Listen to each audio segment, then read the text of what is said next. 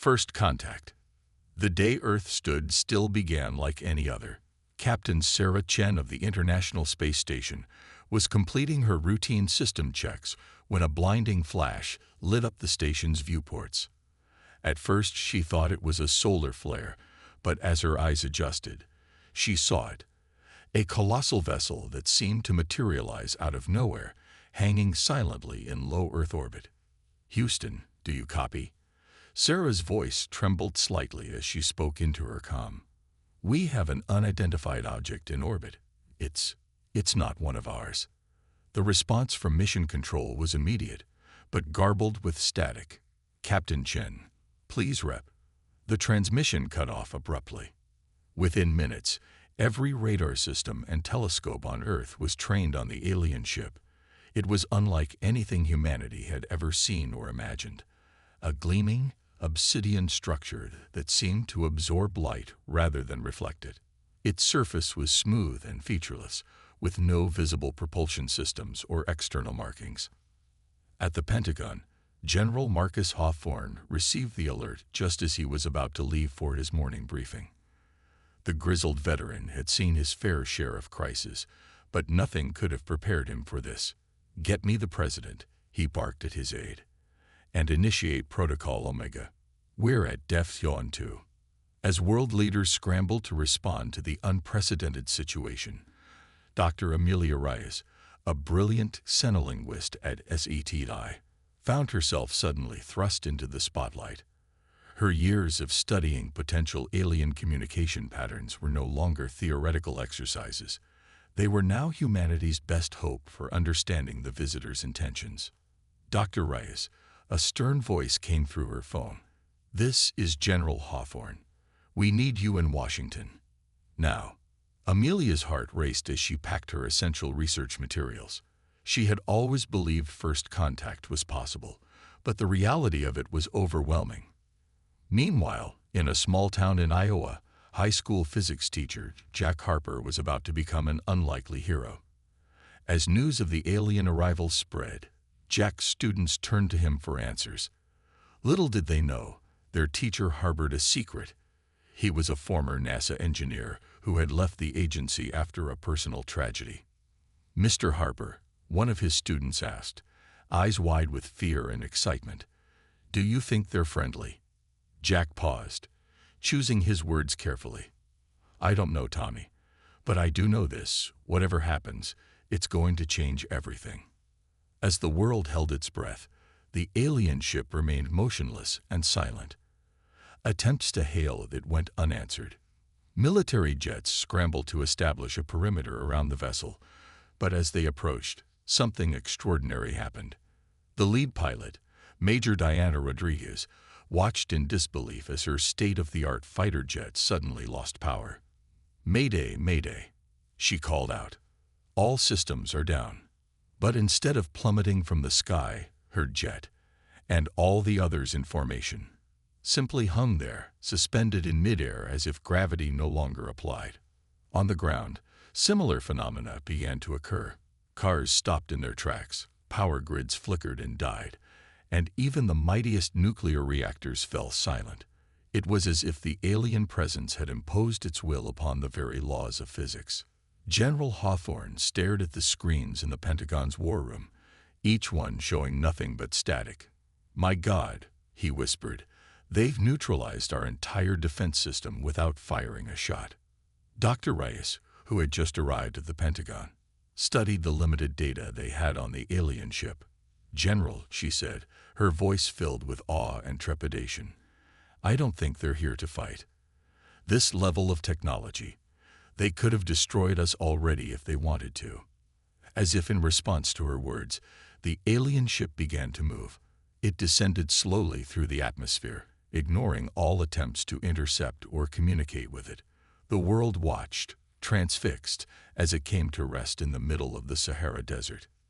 Then, for the first time since its arrival, the ship showed signs of activity. A seam appeared in its perfectly smooth surface, widening to form an entrance. The global audience, watching through hastily repositioned satellites, held its collective breath. A figure emerged, unmistakably alien, yet eerily familiar.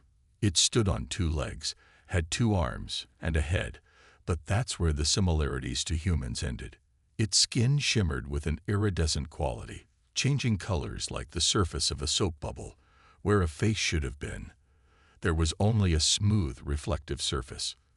The alien raised one of its limbs, and suddenly, every electronic device on Earth crackled to life. A voice, somehow simultaneously in every language and yet in none, resonated across the globe. People of Earth, we have observed your kind for millennia. The time has come for you to face the cosmic challenge. Your species' fate hangs in the balance. You have 7 of your Earth days to prepare. Choose your champions wisely, for they will determine whether humanity ascends to the stars or remains forever bound to this world. With that, the transmission ended, leaving humanity in a state of shock, fear, and wonder. In Iowa, Jack Harper looked at his students, seeing the mix of terror and excitement in their young faces.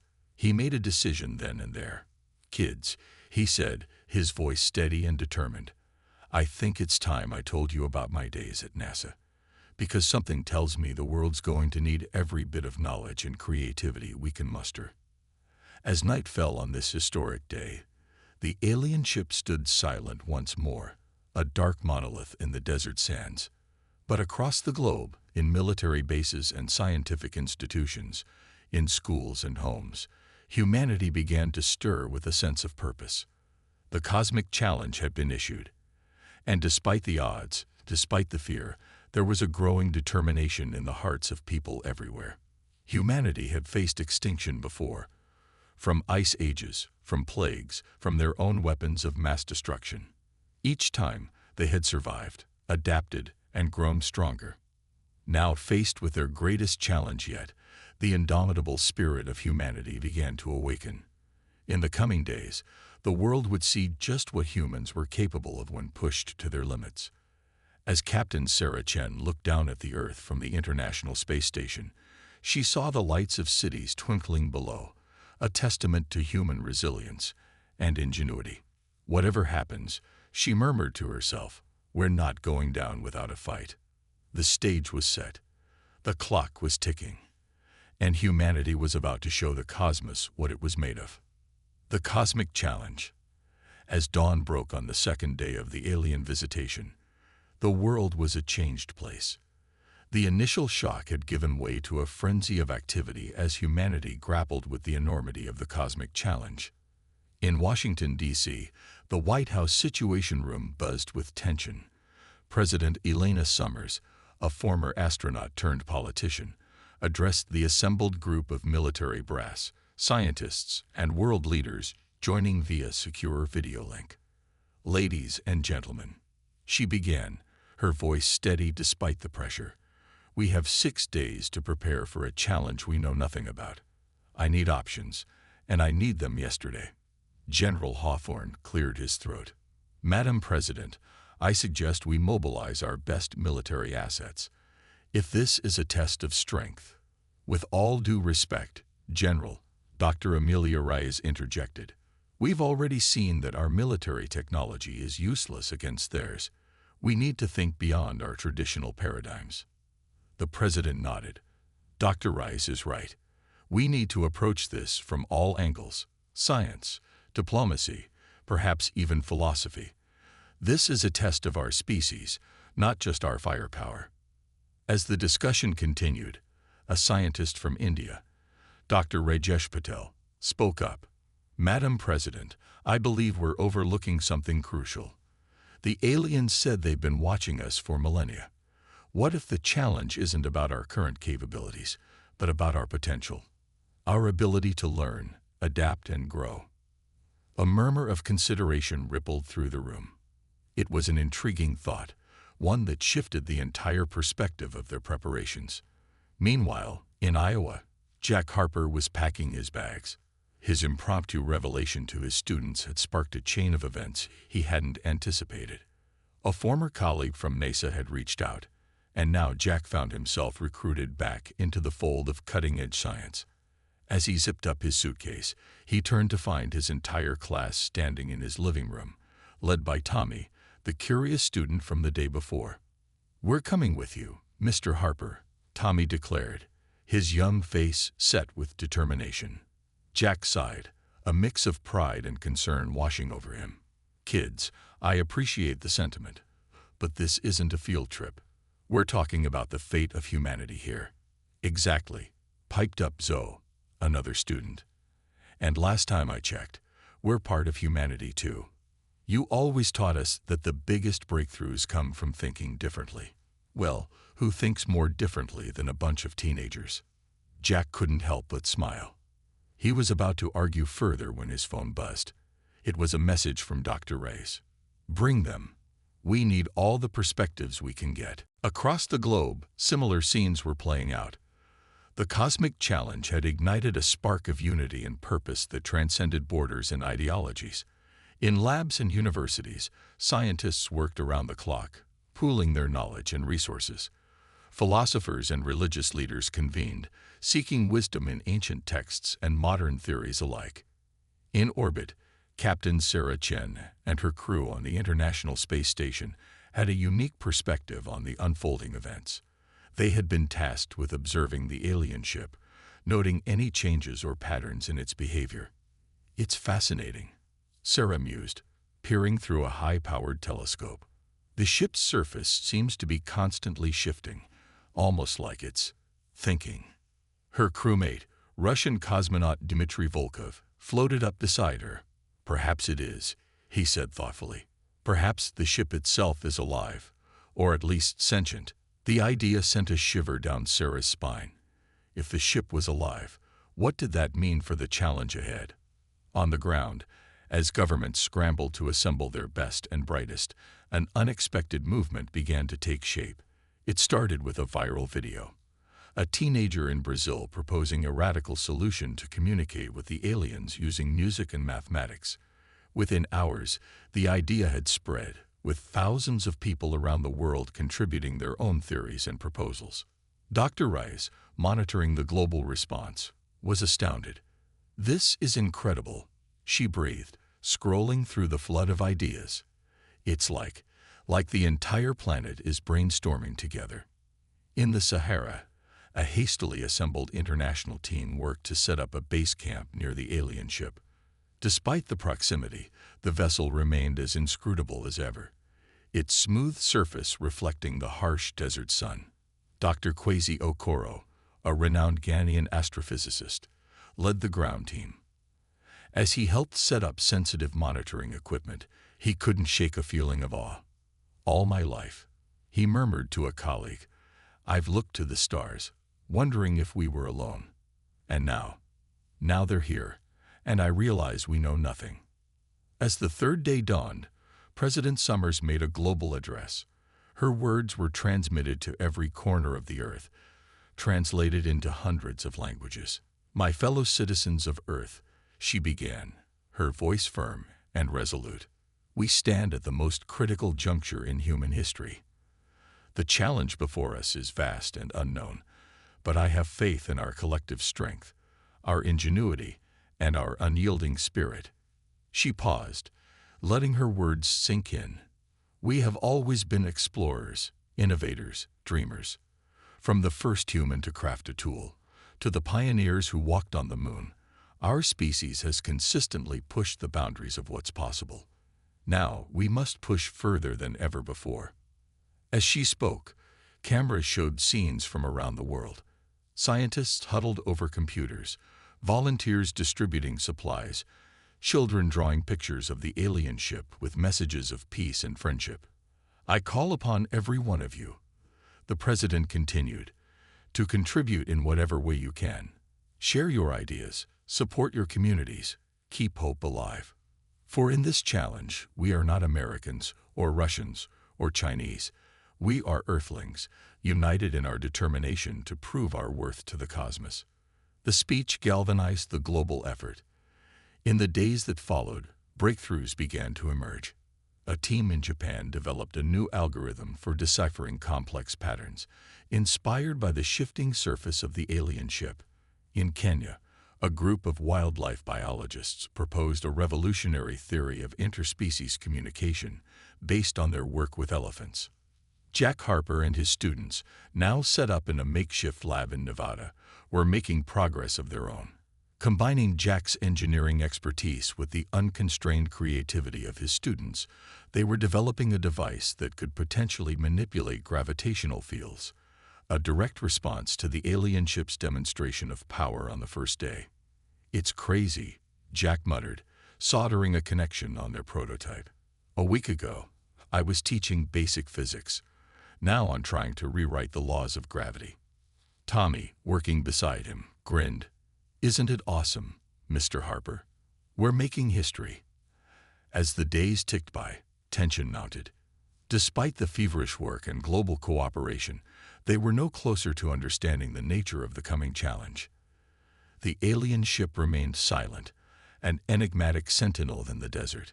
On the eve of the seventh day, as humanity held its collective breath, Dr. Reyes made a startling discovery. Analyzing data from the ship's initial transmission, she found a hidden pattern, a complex mathematical sequence embedded within the message. "It's beautiful," she whispered, staring at the elegant equation scrolling across her screen. "And I think it's an invitation." As word of her discovery spread, a sense of cautious optimism began to take hold. Whatever the cosmic challenge entailed, humanity had proven one thing beyond doubt. Faced with an existential threat, they had come together as never before, pooling their knowledge, creativity, and determination. As the final hours ticked away, President Summers convened one last meeting with her advisors. "Whatever happens tomorrow," she said, looking each of them in the eye, "I want you to know that I'm proud. Proud of our species, proud of how we faced this challenge." General Hawthorne, who had been skeptical of the non-military approach, nodded solemnly. "We've already won in one sense, Madam President. We've shown what humanity can do when we work together." As night fell across the earth, people everywhere looked to the stars with a mix of fear and hope. In homes and community centers, in places of worship and public squares, they gathered, drawing strength from each other. And in the Sahara, as the alien ship began to stir, humanity's chosen representatives stood ready. Scientists and soldiers, philosophers and artists, adults and children.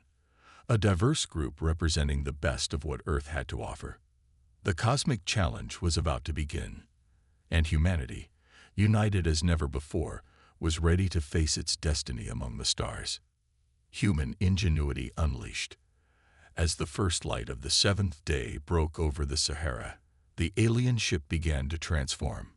Its smooth surface rippled like water, forming intricate patterns that seemed to dance in the morning sun. The assembled team of Earth's representatives watched in awe as a section of the ship morphed into what could only be described as a doorway. Dr. Kwesi Okoro stepped forward, his heart pounding. "It appears we're being invited inside," he said, his voice barely above a whisper. President Summers, who had insisted on being present for this moment, nodded. "Then let's not keep our hosts waiting. Dr. Rice, General Hawthorne, Dr. Okoro, you're with me. The rest of you, stay alert and maintain contact." As the small group approached the ship, Jack Harper and his students watched from a nearby command center, along with teams of scientists and military personnel from around the world. "Good luck," Jack murmured, his eyes fixed on the monitors. Inside the alien vessel, the environment defied human comprehension. The interior seemed to shift and change with each step, adapting to the visitor's presence. Walls flickered with streams of data in an unknown language, while the floor beneath their feet pulsed with an otherworldly energy. "This is incredible," Dr. Rice breathed, her linguist's mind racing to decipher the symbols flowing around them. Suddenly, a figure materialized before them. The same alien entity they had seen emerge from the ship days ago.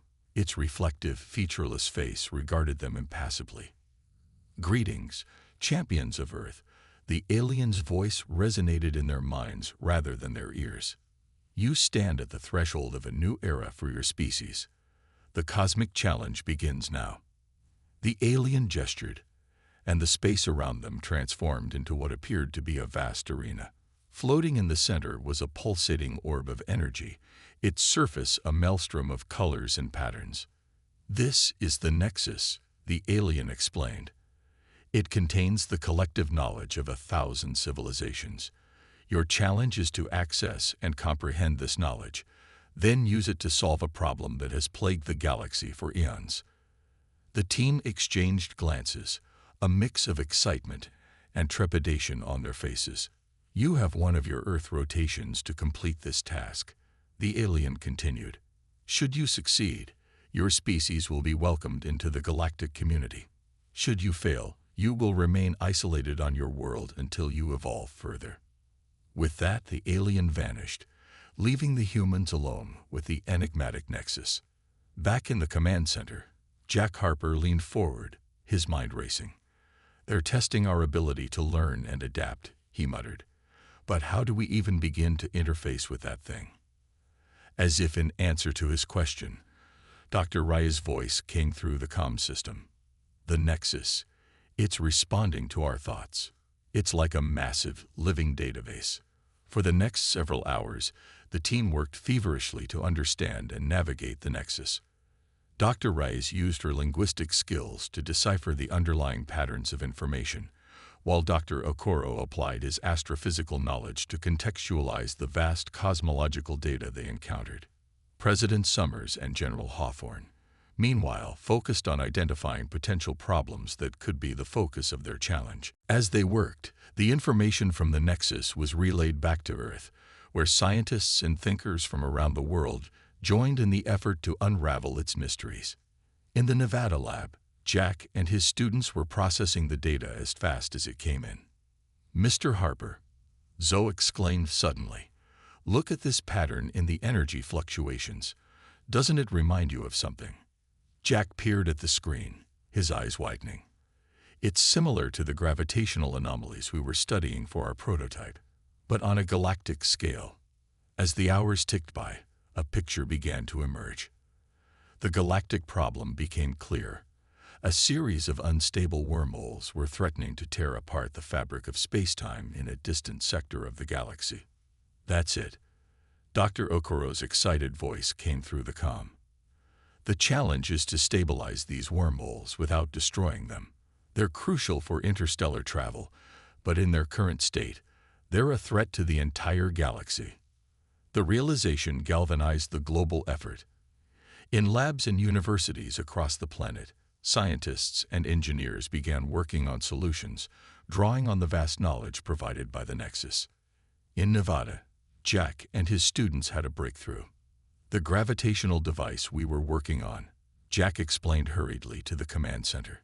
"If we can scale it up and modify it based on this new data, we might be able to create a field that could stabilize the wormholes." The next few hours were a blur of activity. The combined intellect of humanity, enhanced by the knowledge from the Nexus, worked at an unprecedented pace. Ideas flowed freely across borders and disciplines, each insight building on the last.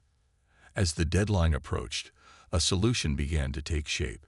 It was an elegant combination of advanced physics, innovative engineering, and a touch of human intuition that even the Nexus hadn't predicted.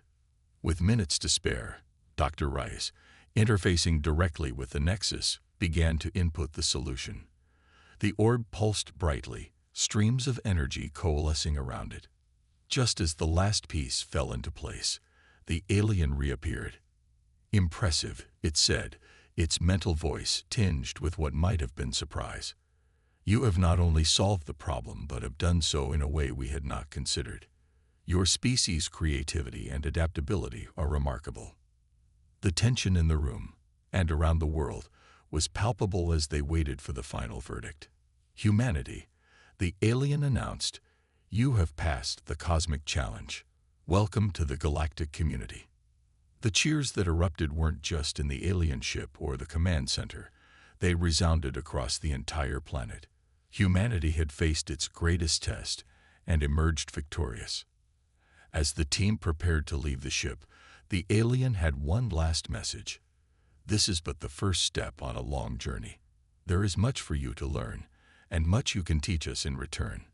The stars await you, humans." As they stepped back onto Earth's soil, the enormity of what had just occurred began to sink in. They had not only saved humanity, but had opened the door to a future beyond their wildest dreams. President Summers, her eyes shining with emotion, addressed the waiting crowd and the billions watching around the world. "Today marks a new chapter in human history. We have proven that when we work together, when we combine our knowledge and creativity, there is no challenge too great, no frontier we cannot explore." In Nevada, Jack Harper hugged his students, tears of joy and pride in his eyes. "You did it," he said.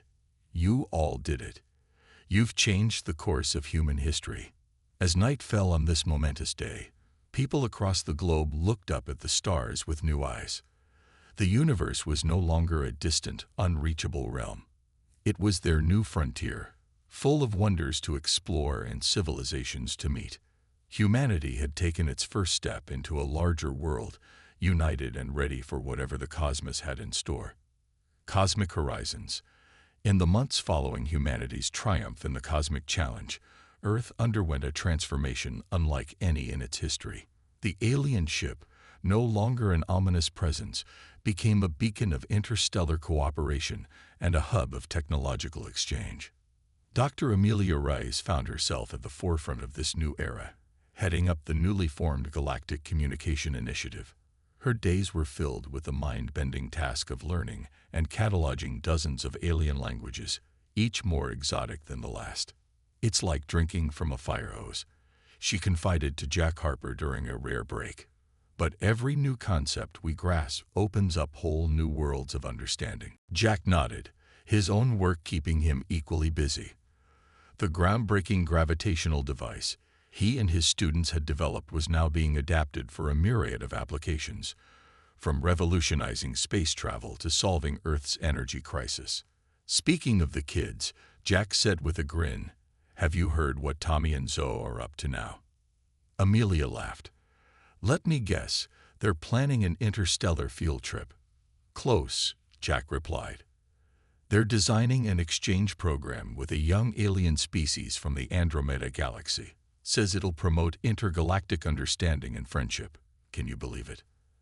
As they chatted, a holographic display flickered to life in the center of the room, showing President Summers addressing the United Nations. In just a few short months, the president was saying, "We've made advancements that would have taken centuries without the knowledge shared by our new galactic allies. But with these advancements come great responsibilities." The camera panned across the assembly, showing faces both human and alien. Among them was General Hawthorne, now the head of Earth's new Cosmic Defense Initiative. "We must ensure," the president continued, "that as we step out into the stars, we carry with us the best of what makes us human. Our compassion, our creativity, our unyielding spirit of exploration." As the speech continued, the scene shifted to various locations around the globe. In Kenya, Dr. Okoro was leading a team using alien terraforming technology to combat desertification. In the Mariana Trench, a joint human-alien expedition was discovering new forms of life that defied imagination. And high above the Earth, Captain Sarah Chen commanded the inaugural flight of humanity's first faster-than-light spacecraft, the HSS Unity. As the ship prepared for its maiden voyage to Alpha Centauri, Sarah couldn't help but reflect on how far they'd come in such a short time. "Prepare for FTL jump," she announced, her voice steady despite the excitement coursing through her. As the stars outside the viewscreen blurred into streaks of light, Sarah felt a profound sense of pride. Humanity had not only reached for the stars, they were now dancing among them. Back on Earth, in a small classroom in Iowa, a young teacher named Ms. Rodriguez was introducing her students to the basics of xenobiology. "Now, who can tell me the 3 fundamental principles of alien ecosystems?" she asked, smiling as a forest of eager hands shot up.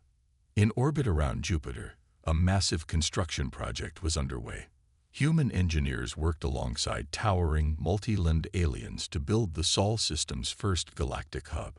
a port of call for species from across the Milky Way. Watch that plasma coupling. A human foreman called out to his alien counterpart. We don't want another incident like last week. The alien rumbled something that the foreman's translator rendered as a chuckle. Your species learns quickly, it said. It is refreshing. As exciting as these developments were, they didn't come without challenges. The rapid influx of advanced technology and alien cultures had led to social and economic upheavals. Some feared the loss of human identity in the face of cosmic diversity, while others worried about potential security threats from less friendly alien species. To address these concerns, a global conference was convened in Singapore, bringing together leaders from every nation, as well as representatives from Earth's new alien allies. Dr. Rice, presenting her latest findings on interspecies communication, emphasized the importance of cultural exchange. We must remember, she said, her voice passionate, that diversity is not just our strength, it's the strength of the entire universe. The more we embrace our differences, the richer we all become. Jack Harper, speaking on the implications of new energy technologies, stressed the need for responsible development. We have the power to reshape not just our world, but entire solar systems, he warned. We must ensure we use this power wisely. As the conference progressed, a new framework for Earth's role in the galactic community began to take shape. Humanity would serve as a bridge between older, more established species and younger races just beginning to explore the cosmos. We understand the challenges of first contact better than most, President Summers explained to an assembly of alien diplomats. We can help ease the transition for other emerging species, just as you have done for us. The proposal was met with approval from many of the gathered species. Earth's unique position, a young race with access to advanced knowledge, made them ideal for this role. As news of this development spread, it sparked a new wave of excitement and purpose across the globe. Schools began incorporating xenodiplomacy into their curricula, while universities established departments dedicated to the study of emerging sentient species. In his lab in Nevada, Jack watched as his students, now graduates and budding xenotechnologists in their own right, prepared for their first off-world assignment. Remembered, he said, his voice thick with emotion, no matter how far you go, no matter what wonders you see, never forget where you came from. Earth is counting on you to represent the best of humanity out there. Zoe, her eyes shining with excitement, gave Jack a hug. We won't let you down, Mr. Harper. We're going to make Earth proud. As the young team boarded their shuttle, Jack couldn't help but feel a sense of awe at how far they'd come. From a high school physics class to the far reaches of the galaxy, it was a journey he never could have imagined. That night, as billions of humans and their new alien friends looked up at the star-filled sky, there was a shared sense of wonder and possibility. The universe had opened its arms to humanity, and they had embraced it in return. The cosmic challenge had been more than a test. It had been an invitation to grow, to explore, to become more than they had ever dreamed possible. And humanity, with its unyielding spirit and boundless creativity, was ready to answer that call, today, tomorrow, and for eons to come. Legacy of the stars. A decade had passed since humanity's fateful encounter with the alien ship in the Sahara. The Earth, once a solitary blue marble in the vast expanse of space, had become a shining jewel in a network of interstellar civilizations. The transformation was nothing short of miraculous, yet uniquely human in its execution. On a crisp autumn morning, Jack Harper stood at the podium of the newly christened Cosmic University in what was once his small Iowa town. The campus sprawled across the rolling hills, its architecture a harmonious blend of human ingenuity and alien aesthetics. 10 years ago, Jack began, addressing a diverse crowd of humans and extraterrestrial beings. We were a species confined to a single planet, gazing at the stars and wondering if we were alone. Today, we stand as citizens of a vast and wondrous galaxy. In the front row, his former students, now accomplished scientists and diplomats in their own right, beamed with pride. Tommy, recently returned from a diplomatic mission to the Andromeda Galaxy, gave a thumbs up. Beside him, Zoe, now head of Earth's Xenotechnology Integration Department, nodded encouragingly. But our greatest achievement, Jack continued, isn't the technology we've acquired or the worlds we've explored. It's the spirit of cooperation and understanding we fostered, both among ourselves and with our new galactic neighbors. As if to emphasize his point, a gentle rumble rolled across the sky. The assembled crowd looked up to see the massive form of the HSS Unity II gliding overhead, its sleek design a testament to the marriage of human creativity and alien technology. Captain Sarah Chen, still at the helm after all these years, dipped the ship's wings in salute as it passed. In orbit above, the International Space Station had evolved into a sprawling complex known as the Terran Nexus. It served as Earth's primary hub for interstellar trade and cultural exchange. Dr. Amelia Reyes, now the Galactic Ambassador for Human-Alien Relations, was in the middle of a conference call with representatives from a dozen different species. The Human Potential Initiative has been an unprecedented success, she reported, her holographic form flickering slightly. Over 500 emerging civilizations have been peacefully integrated into the galactic community under Earth's guidance. The alien delegates murmured their approval, their various appendages and sensory organs expressing what universal translators rendered as deep appreciation. Back on Earth, the changes were equally profound. Cities had been transformed by clean, unlimited energy. The deserts bloomed thanks to advanced terraforming techniques shared by alien allies. Diseases that once plagued humanity had been eradicated, and human lifespans had nearly doubled. Yet, true to their nature, humans hadn't been content to simply adopt alien technologies. They had innovated, adapted, and in many cases, improved upon what they had learned. In a lab beneath the Mariana Trench, Dr. Kwesi Okoro led a team of human and alien scientists in developing a revolutionary form of cosmic ecology. Their work promised to restore dying planets and create habitable worlds in once inhospitable star systems. It's not about conquering nature, Okoro explained to a group of wide-eyed interns. It's about understanding it on a cosmic scale and working in harmony with the fundamental forces of the universe. Even as humanity reached for the stars, they hadn't forgotten their roots. Earth itself had become a shining example of a planet in balance, its ecosystems restored and thriving. It was now a popular destination for alien tourists and scientists, eager to study the homeworld of the species that had so quickly become a linchpin of galactic society. As Jack's speech at Cosmic University drew to a close, he unveiled a holographic display of the Milky Way.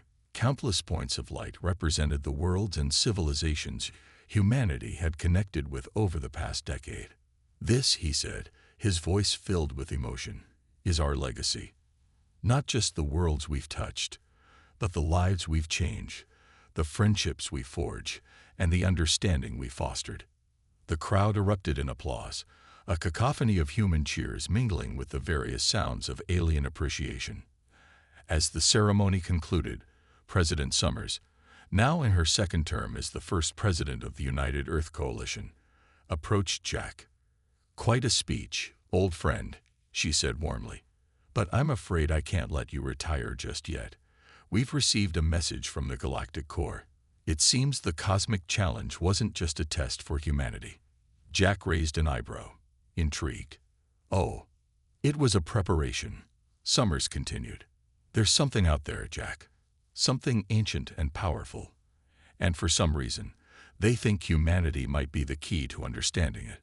A familiar thrill ran through Jack, the same excitement he felt when he first saw the alien ship a decade ago. "Well then, Madam President," he said with a grin, "I suppose we'd better get to work." As they walked toward the waiting shuttle, Jack glanced back at the university, at the faces of the next generation of human explorers and innovators. He thought of all they had accomplished and all that still lay ahead. The cosmic challenge had been just the beginning. Humanity had proven itself among the stars.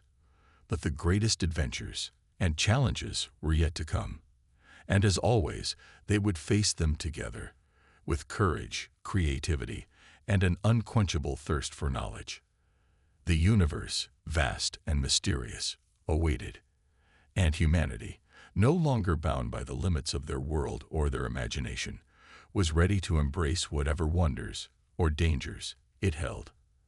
As the shuttle lifted off, carrying Jack and President Summers towards the next great adventure, the stars seemed to shine a little brighter. The future, once confined to a single planet, now stretched across the cosmos, infinite, exciting, and full of possibility. The legacy of humanity among the stars was still being written.